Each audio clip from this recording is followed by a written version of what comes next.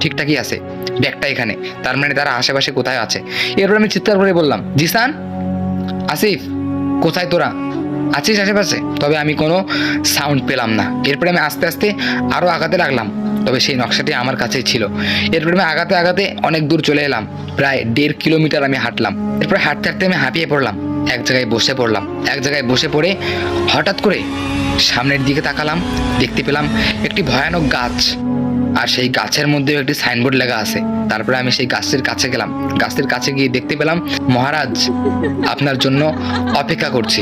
আমি অনেক অবাক হলাম, কি ব্যাপার মহারাজ, আমি আপনার জন্য অপেক্ষা করছি, এই রকম লেখা, তাও আবার এই যুগে, সত্যি হাস্যকর একটি ব্যাপার। এরপরে আমি ফোনটা বের করলাম, ফোনটা বের করে একটা ছবি তুললাম, ছবি তুলে আমি আমার ফেসবুকের মধ্যে স্টোরিতে দিলাম। তবে হাস্যকর ব্যাপারটা হলো, এই ভয়ানক জঙ্গলের মধ্যে এরকম একটি সাইনবোর্ড, আমারও খুব হাসি পাচ্ছিল। আমি সেই সাইনবোর্ডটি দেখলাম, দেখে একটা ছবি তুললাম, ছবি তুলে আবার